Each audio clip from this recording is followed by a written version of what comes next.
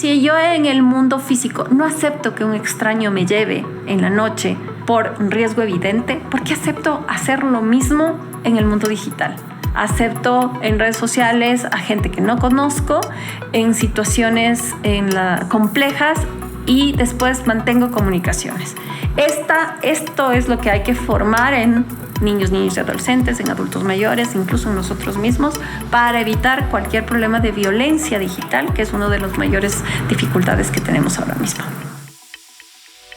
Hola, te doy la bienvenida a un nuevo episodio de ABC de la Sociedad Digital, espacio en donde podrás aprender sobre lo más relevante de la cultura digital. Nuestros podcasts semanales te llevarán a descubrir tendencias, evoluciones, culturas, ideas, digitalización, arte y más contenido. Con más del 70% de la población ecuatoriana conectada a Internet, según datos del Instituto Nacional de Estadísticas y Censos, la privacidad digital se ha convertido en una preocupación cada vez más relevante en el país. La creciente penetración de Internet ha generado una mayor exposición de datos personales, lo que ha aumentado la importancia de proteger la privacidad en línea. En respuesta a esta preocupación, Ecuador promulgó la Ley Orgánica de Protección de Datos Personales, estableciendo un marco regulatorio para la protección de la privacidad digital en el país. Esta ley busca garantizar el derecho a la privacidad, pero también regular el tratamiento de datos personales por parte de entidades públicas y privadas. En esta entrevista contaremos con la presencia de Lorena Naranjo. Ella es directora de la Maestría en Derecho Digital e Innovación de la Universidad de las Américas. Además, es la directora del área de Derecho Digital y Protección de Datos Personales del estudio jurídico Spingar. Junto a ella exploraremos la importancia de la privacidad digital en Ecuador y proporcionaremos herramientas prácticas para proteger los datos personales en un entorno digital en constante cambio. Desde consejos para navegar de manera segura en línea hasta reflexiones sobre el impacto de la legislación de protección de datos. Nuestro objetivo es educar, informar y empoderar a la audiencia sobre cómo proteger su privacidad en el mundo digital actual. Bienvenida, Lorena, nos complace tenerte aquí.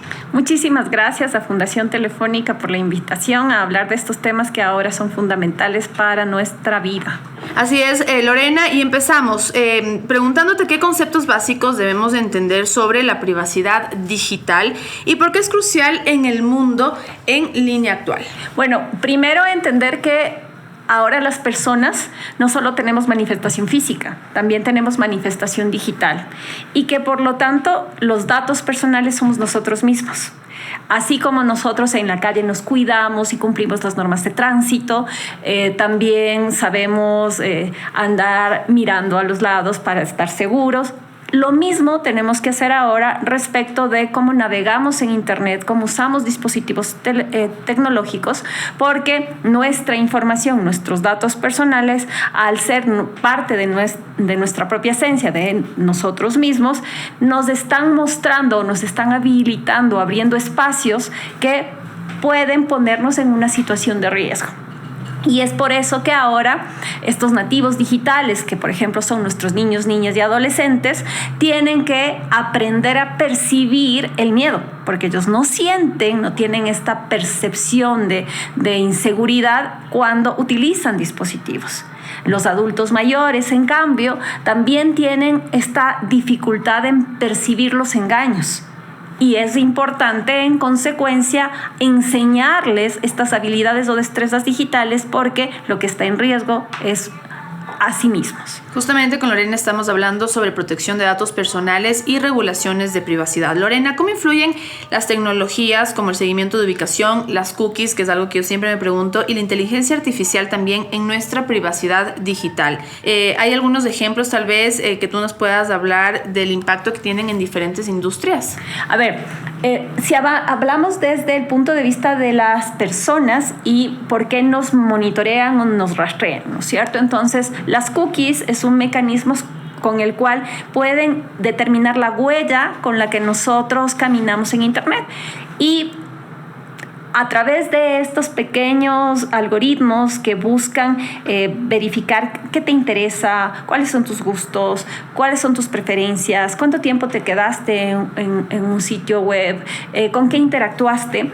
Esta información puede ser muy útil para las organizaciones porque les ayuda a mejorar sus modelos de negocio, a darte lo que tú necesitas porque entienden tus necesidades sin conversar contigo. Sin duda, esto es parte del cambio en el que vivimos, en la economía digital en la que estamos, en el que parte de esta economía conductual contribuye al desarrollo de estas nuevas formas de generar modelos de negocios. Sin embargo, también plantea retos para la protección de datos personales, para la intimidad o privacidad. Y estos retos son: ¿qué tanta información saben de mí que yo desconozco y cómo pueden llegar a perfilarme sin que yo pueda saber la etiqueta o la forma en la que esa percepción externa puede estar afectando o no unos posibles derechos que yo ni siquiera sé que los estaba ejerciendo? ¿Esto por qué? Porque como ahora estos mecanismos de captación de información en donde se te da una categoría de fiabilidad, por ejemplo, eres una persona confiable, vamos a poder contratarte, eres una persona que cumple sus obligaciones, vamos a poder darte un crédito, pero todo eso sin que yo tenga la percepción, ni siquiera perciba que he sido rastreada con localización, con cookies, menos aún perfilada, y si es que además se usan tecnologías como las que mencionas, Big Data o inteligencia artificial, con procesos automáticos en donde ya se construye sobre mí perfiles completos de personalidad, y cómo incluso estos perfiles pueden modificar mi intención de compra o incidir, como ya ha pasado con unos ejemplos reales en el caso de las elecciones americanas, en mi decisión de voto y afectar las democracias. Porque a través de información que no necesariamente es correcta, sino que contribuye a la desinformación en línea, se puede estar modificando tu percepción de la realidad y orientándote a votar por un candidato que tú no hubieras querido. La OCDE, Lorena, ha estimado que la pérdida de confianza en la privacidad de los datos podría costar miles de millones de dólares en la economía global. La protección de datos es vista como un factor crucial para el crecimiento económico sostenible en la era digital. ¿Cuáles son los principales dilemas éticos relacionados con la recopilación y el uso de datos personales en línea? Siempre, yo me imagino, te ha pasado a ti, nos ha pasado que hablamos de un tema y es como que milagrosamente en nuestras redes sociales nos lanzan publicidad sobre esos temas, o hacemos una sola búsqueda y todo el algoritmo se vuelve y se vuelca a esa búsqueda. ¿Cuál es el papel de las empresas y los gobiernos en la protección de la privacidad en línea? Muy bien. Primero, la formación y la educación a la ciudadanía. Gobiernos y las empresas, las organizaciones tienen esta responsabilidad de empoderar a sus clientes y a sus ciudadanos para que entiendan cómo funcionan estas tecnologías y puedan entonces percibir riesgos, también defenderse de manipulaciones y aprender a cuestionarse y tomar decisiones propias. Y este no es un ejercicio sencillo en un espacio en el que ahora estamos absoluta y totalmente conectados, bombardeados 24/7 con información que además no sabemos si es correcta y que puede tener intereses de quienes nos la envían. Estas habilidades o destrezas se generan precisamente al conocer cómo se produce la captación. Y la captación, por ejemplo, tú cuando aceptas usar Google en tus dispositivos o cualquier otro mecanismo de búsqueda, existen también políticas de protección de datos. Y te mencionan en algunos aplicativos, en algunos buscadores, en algunos juegos en línea, que habilites el micrófono. Y tú solo haces clic, todo lo que dice ese documento que a veces ni te lees, y dice para algo quiere, no me interesa, solo das clic. Y no sabes que al darle clic aceptaste que se prendió tu micrófono. Y por eso es que tú te encuentras con que de pronto te mandan publicidad del viaje cuando tú solo lo hablaste con una amiga. Y dice, pero ¿qué? Solo lo hablé con una persona, lo dije en voz alta una sola vez.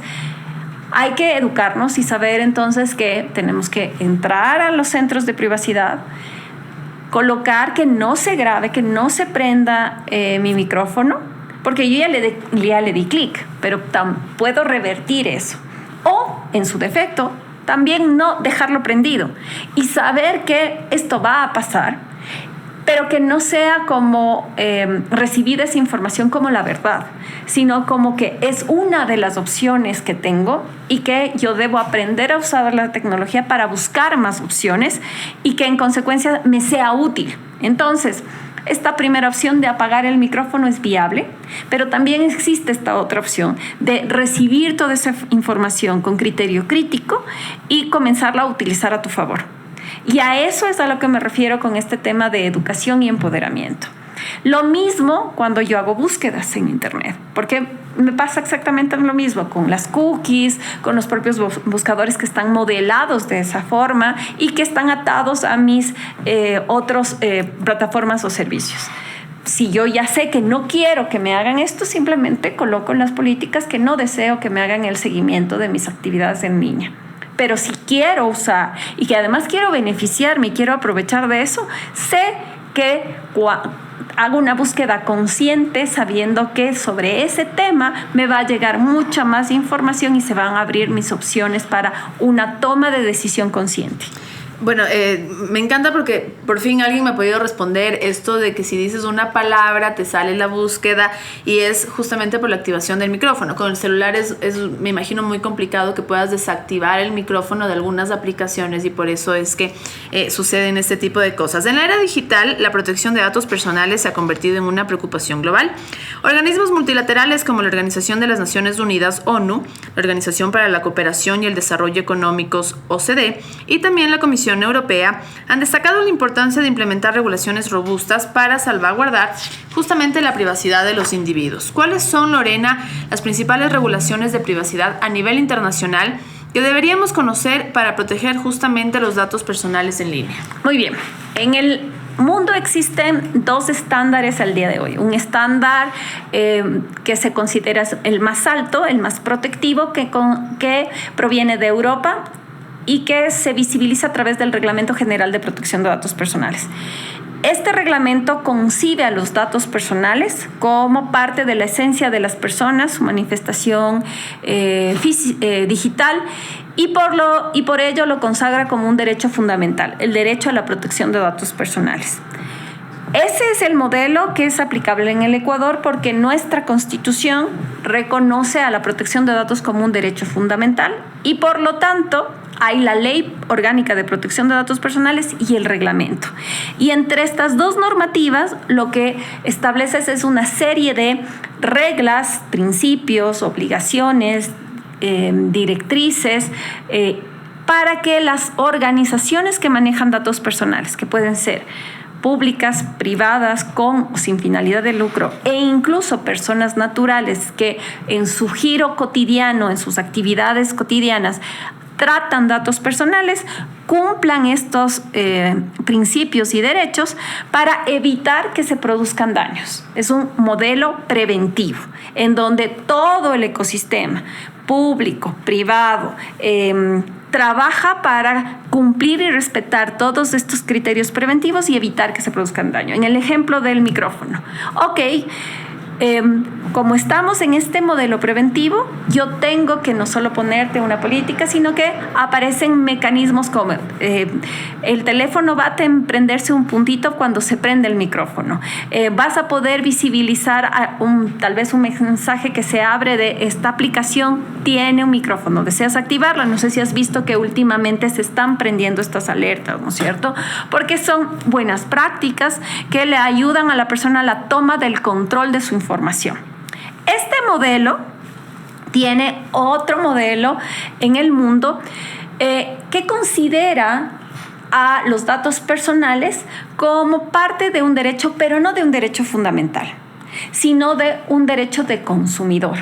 Y ese modelo se llama privacy y se determina en los países mayoritariamente anglosajones.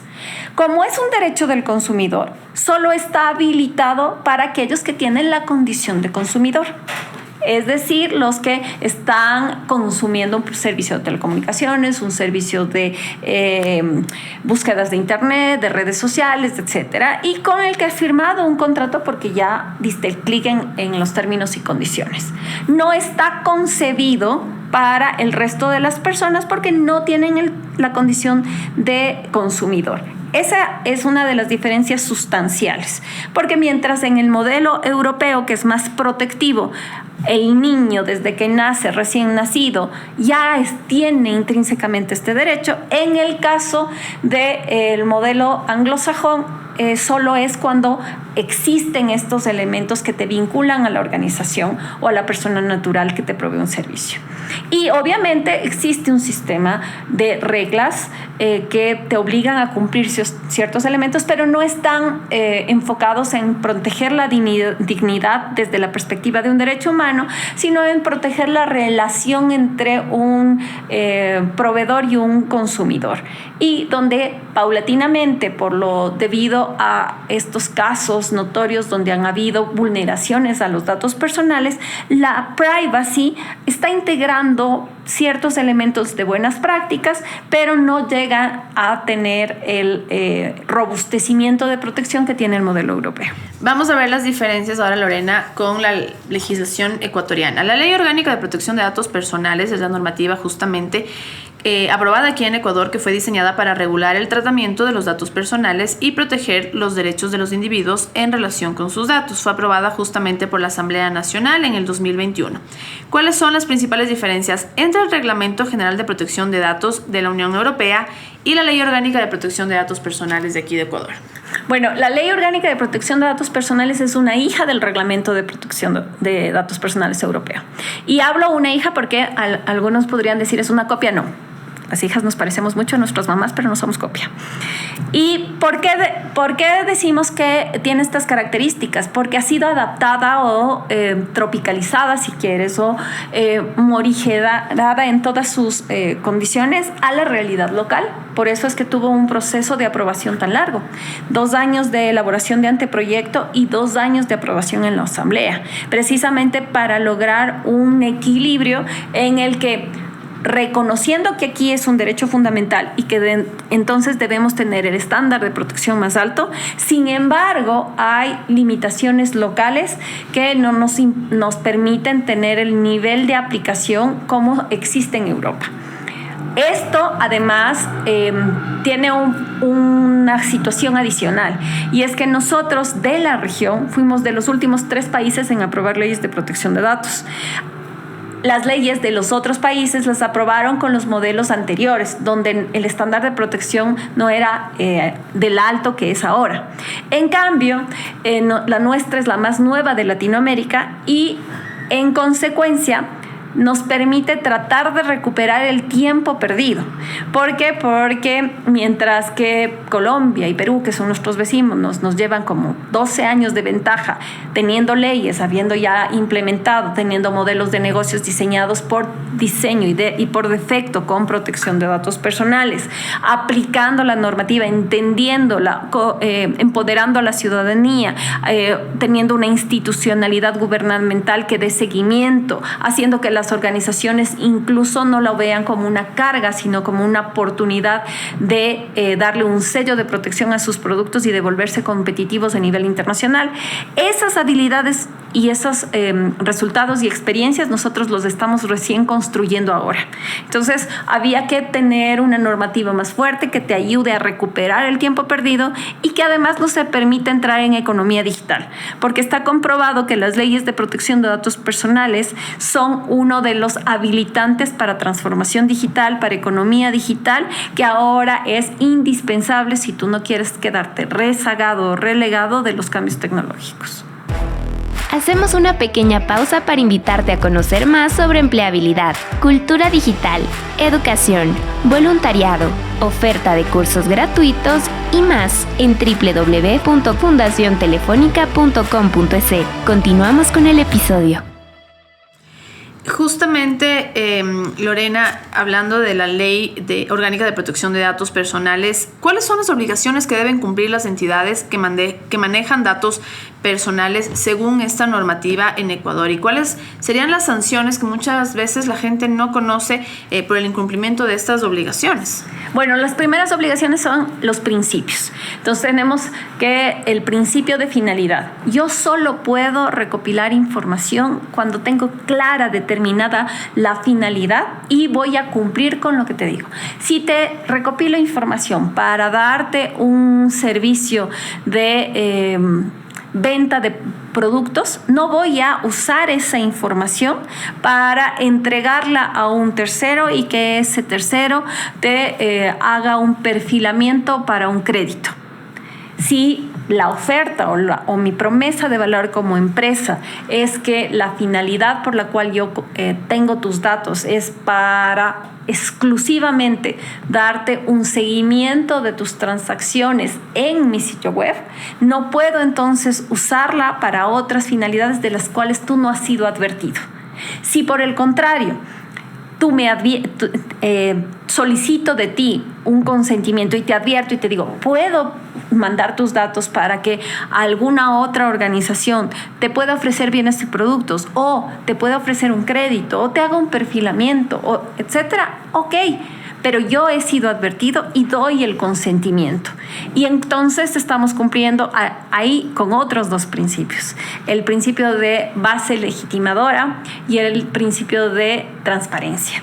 Porque estas relaciones que comienzan a existir entre las organizaciones y los titulares tienen que comenzar a entenderse de forma natural, de tal manera que cada uno de nosotros sienta que está en control de su información. El contenido esencial del derecho a la protección de datos personales es precisamente la autodeterminación informativa. Yo decido a quién, para qué, en qué contexto, por cuánto tiempo van a usar mis datos, y de esta forma sé cómo mi yo digital está puesto en una situación en la que debe tomar decisiones y, en el caso de percibir un riesgo, alejarse, pero también en la que percibe una oportunidad y tomarla.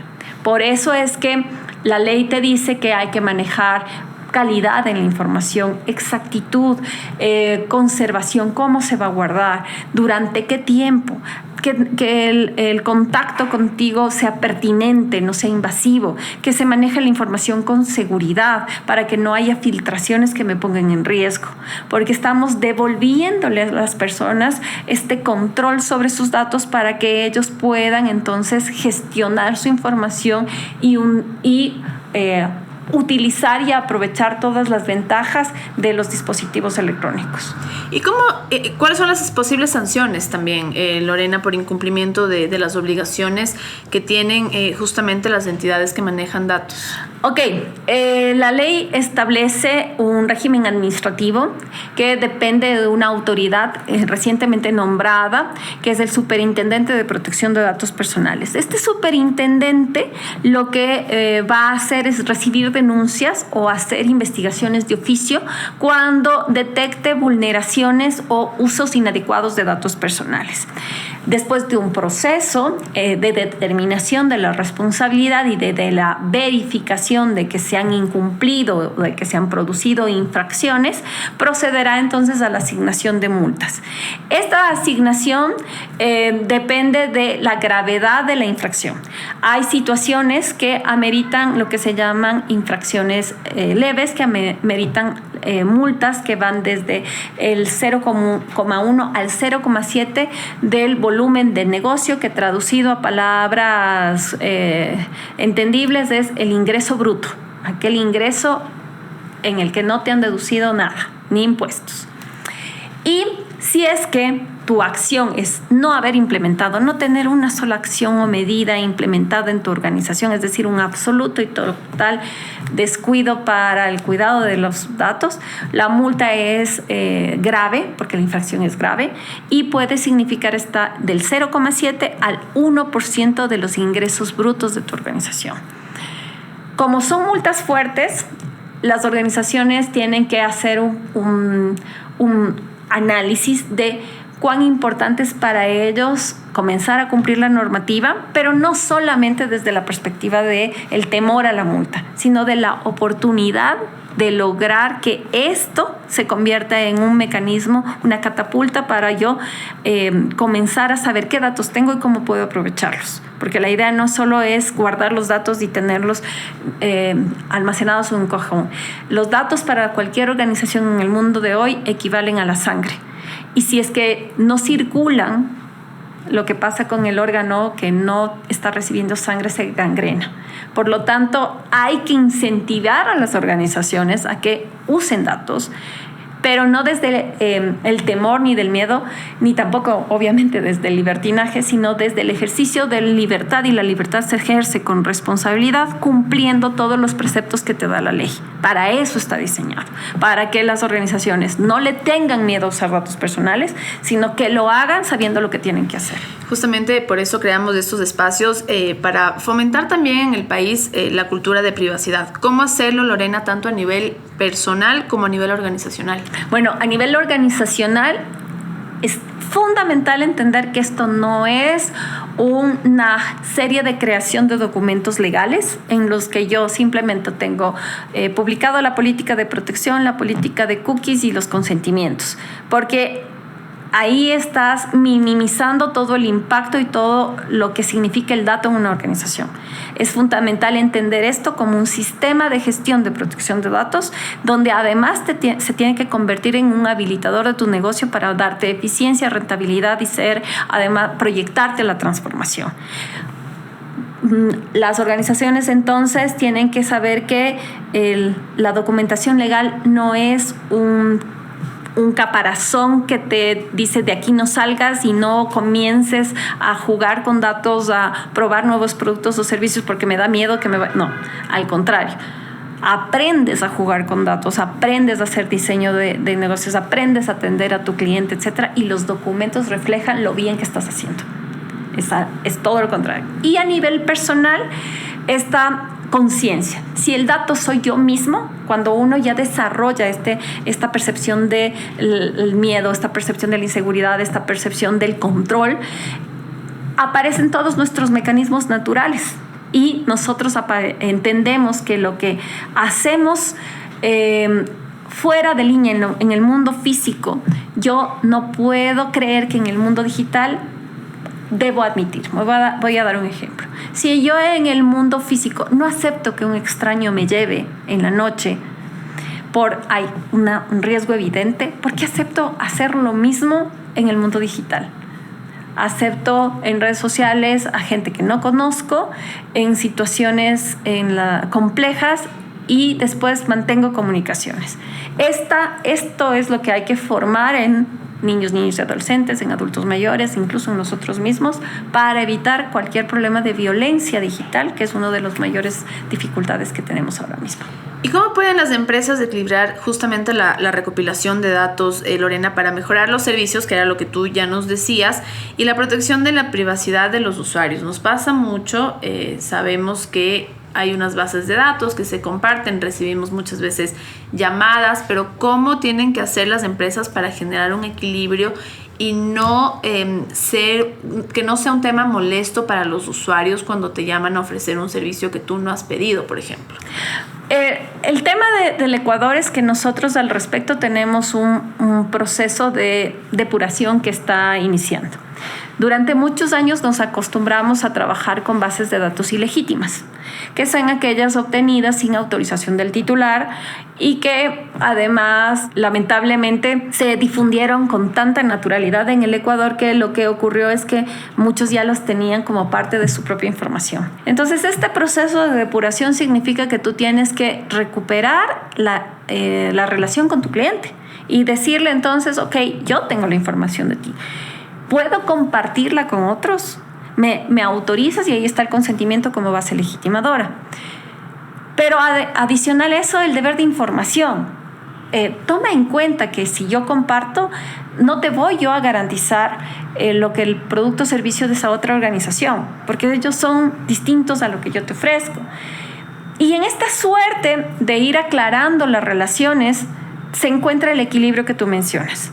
Porque si es que nosotros seguimos creyendo que la forma de equilibrar es no captar datos, lo que hacemos es simplemente matar la innovación, el desarrollo económico, la oportunidad de que el Ecuador salga adelante para las siguientes generaciones. Lo que tengo que hacer entonces es decirle, ok, vamos a hacer un perfilamiento en el que te vamos a dar productos o servicios adaptados a tus necesidades, en donde te vamos a descomplicar la vida porque incluso vas a poder hablar con un asistente virtual que va a captar tu voz, que va a captar tus gustos y tus preferencias, y donde tú vas a tener el control durante todo el proceso de poder decir esto sí, esto no, y vas a poder entregarme incluso más datos de los que te imaginaste en un inicio, porque vas a entender la utilidad y las ventajas, porque además te sientes seguro porque confías en mí, porque si yo te digo que solo lo voy a usar para una finalidad, cumplo con la promesa de valor y no comparto con otros a menos de que tú me lo autorices. Y en esto se vuelve una conversación casi natural y fluida entre las organizaciones y el cliente para que encontremos mutuos beneficios que hagan que sea más fluido el intercambio comercial. Yo siempre digo que estos temas se tienen que tratar de una manera conjunta, trabajar de una manera conjunta. Y justamente cerramos con esta pregunta, Lorena, y es, ¿qué consejos prácticos le ofrecerías a los usuarios para que se mantengan también informados sobre los cambios en regulaciones de privacidad y cómo estos cambios también pueden afectar su privacidad en línea? ¿Cómo cuidar sus datos? ¿Cómo cuidar su navegación? ¿Qué tienen que hacer? Las típicas recomendaciones que siempre se realizan, ¿no es cierto? No publiques en tus redes sociales dónde vives, la dirección, las calles, las placas, las identificaciones, tu cédula, tus huellas dactilares. Son como elementos básicos de cuidado que debemos nosotros concientizar. El problema es que no se nos da de forma natural porque estamos tan emocionados con el carro nuevo que nos tomamos la foto con el carro para compartirla. ¡Ay! Se me fue la foto de la placa. Entonces, lograr devolvernos esa conciencia de cómo nos estamos autoexponiendo es parte del reto. O cuando yo hago la señal de positivo y al mostrar estoy precisamente permitiendo que toda mi biometría se visibilice. Creo que esta toma de conciencia es importante. Y por eso es que esto es un trabajo conjunto, porque son todos los multi-stakeholders, los múltiples partes interesadas contribuyendo a la generación de entornos protectores de los derechos y garantistas de la seguridad. El Estado, desde su rol de dirigir y dar las estrategias, las directrices, desde las organizaciones cumplir con las regulaciones y desde nosotros mismos no saltarnos y ponernos aplicativos que carecen de certificación o que son ilegales, no ponernos nosotros mismos en riesgo al navegar en sitios web que son evidentes que su contenido nos está dejando virus. Tener entonces estos cuidados mínimos que comparábamos al inicio de esta charla con el vehículo. Si tú vas a manejar a tu carro, le pones gasolina, le cambias el aceite, estás pendiente. ¿Por qué en las computadoras no entendemos que el gastarnos en un antivirus, a veces incluso navegar en incógnito, es un equivalente a la gasolina y al aceite del carro? Estoy usando un dispositivo para navegar, para trabajar. O dale los mínimos necesarios para que te garantice llevarte del punto A al punto B. Todas estas como que son muy obvios estos consejos, por eso para mí lo importante no es el resultado, lo importante es el cambio de mentalidad, porque en ese cambio de mentalidad tú te conviertes en un detector de riesgos y también en un activador de control. Importantísimos de esos consejos. En conclusión, la protección de la privacidad digital es un aspecto fundamental en el mundo en línea actual, donde la creciente conectividad digital ha aumentado la exposición de datos personales. Con la implementación de la Ley Orgánica de Protección de Datos Personales, Ecuador ha dado pasos importantes para garantizar la seguridad, pero también la privacidad de los ciudadanos en línea. Sin embargo, proteger la privacidad digital es una responsabilidad compartida que requiere la colaboración de individuos, empresas y también el gobierno. Al mantenerse informados sobre las regulaciones de privacidad, adoptar prácticas seguras en línea y promover una cultura de conciencia y responsabilidad en el manejo de datos personales, podemos contribuir a un entorno digital más seguro y protegido para todos y todas. Agradezco mucho a Lorena Naranjo por compartir con nosotros su conocimiento y brindarnos información clave. Muy amable, gracias. Me despido por hoy, pero no sin antes recordarte que nos sigas en nuestras redes sociales. Nos encuentras como Fundación Telefónica Movistar Ecuador en X, Instagram, Facebook, en YouTube y también LinkedIn. Además, en el sitio web fundaciontelefónica.com.es podrás encontrar más temas relacionados a la cultura digital y a las habilidades solicitadas en el mercado laboral digital. Te esperamos por allá. Yo soy Priscila Romero y esto fue el ABC de la Sociedad Digital. Hasta pronto.